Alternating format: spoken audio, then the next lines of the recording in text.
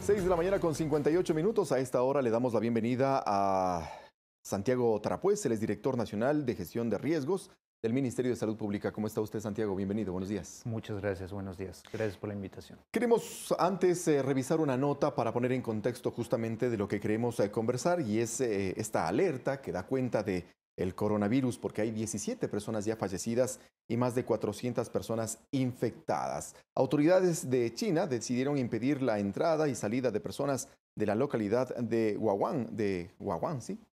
Lugar donde inició esta enfermedad. Revisemos los detalles. En rueda de prensa, el gobierno chino informó sobre la evolución del coronavirus de Wuhan, el cual en los últimos días parece que rebasó el control de las autoridades. Las cifras más recientes incluyen 17 muertos y al menos 470 infectados, un significativo aumento con respecto a los 41 casos del pasado viernes. El ejecutivo maneja la hipótesis de que el virus, descubierto hace 2 semanas, haya mutado, lo que complicaría su tratamiento, y ante la posibilidad de que crezcan los casos, con los millones de desplazamientos que se producirán en los próximos días con motivo del Año Nuevo Chino, recomienda a los ciudadanos que eviten viajar a Wuhan y cerró la red de transporte público de esta urbe para impedir que 11 millones de ciudadanos salgan de esa localidad. Las redes de transporte público como metro, autobús, ferry y larga distancia se suspenderán a partir de las 10 de la mañana del jueves y el aeropuerto y las estaciones de tren estarán cerradas para las salidas, según informó la televisión estatal china. Al respecto, el Comité de Emergencias de la Organización Mundial de la Salud indicó que necesita más información para decidir si declara la emergencia internacional. Tras una larga reunión mantenida este miércoles en Ginebra, los expertos decidieron reanudar las deliberaciones el jueves. Paco Urbina, Medios Públicos. Santiago, quisiéramos un poco conocer cuáles son las medidas preventivas, las acciones que se han tomado desde el gobierno nacional para impedir el ingreso de este coronavirus.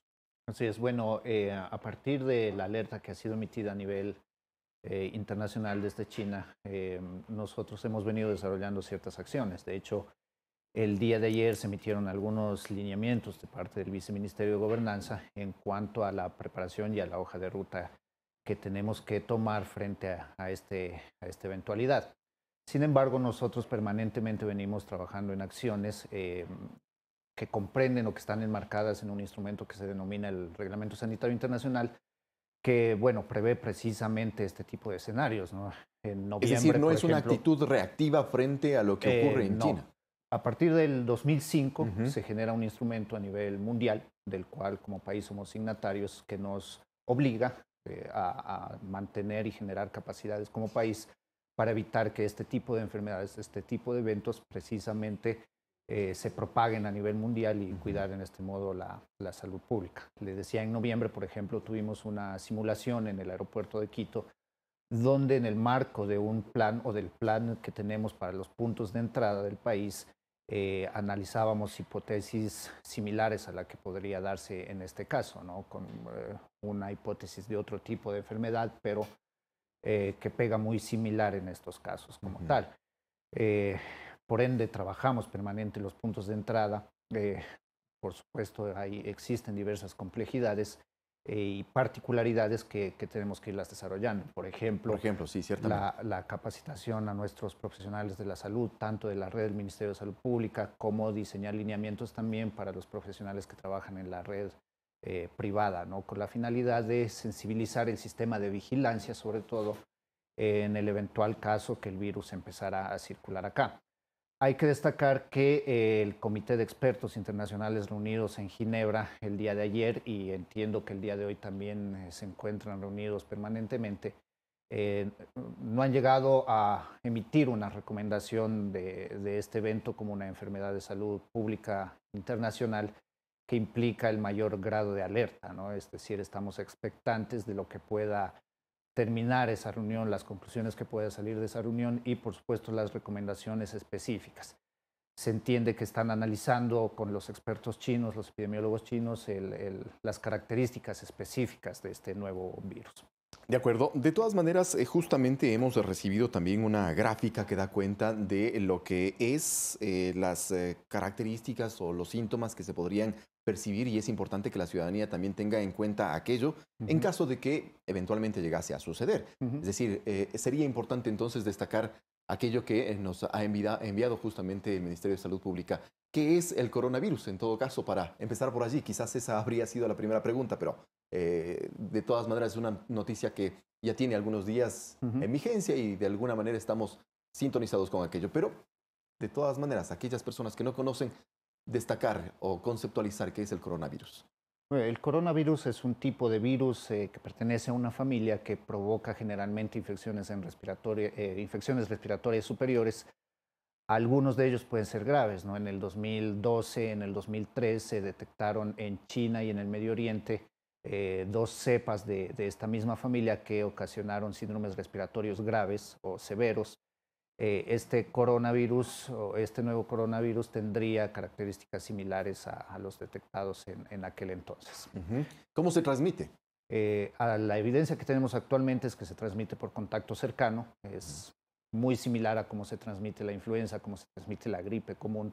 Es decir, es necesario estar en contacto con una persona infectada.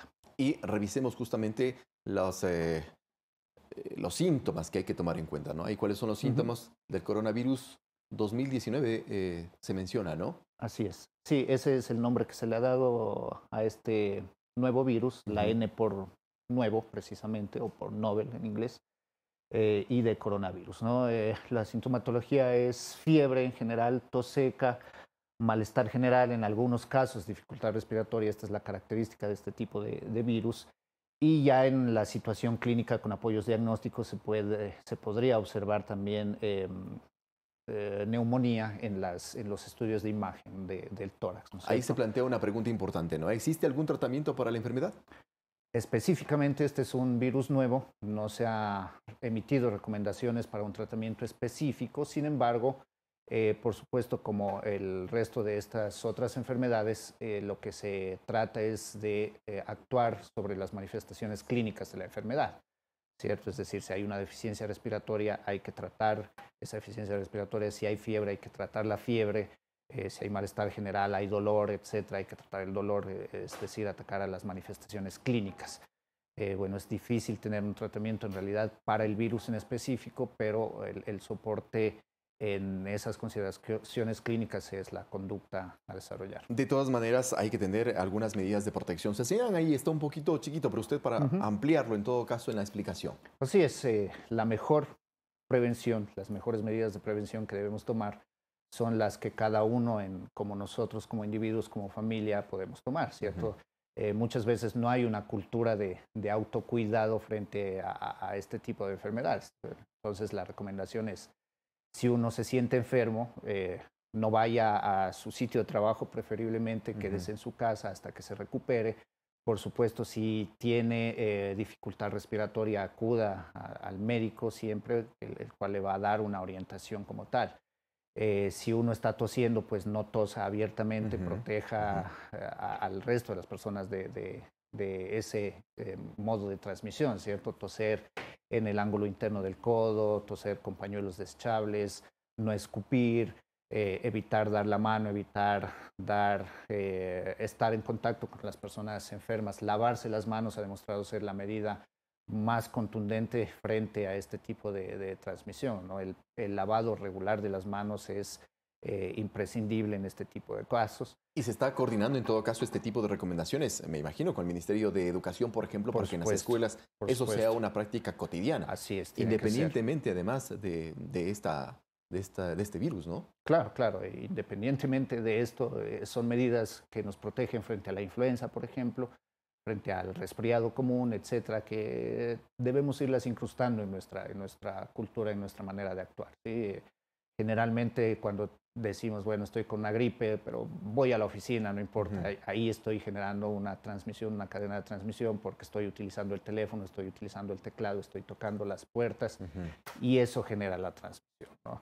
Entonces, el lavado de manos es fundamental, más estas medidas que hemos manifestado. Santiago, quiero agradecerle muchísimo también por las recomendaciones y la explicación que ha dado cuenta sobre este coronavirus que se inició en el Asia, en China en particular, y pues los países en diferentes latitudes del planeta, no es de excepción Ecuador, está tomando las precauciones del caso. Nosotros hacemos una pausa y regresamos enseguida aquí en Primera Impresión.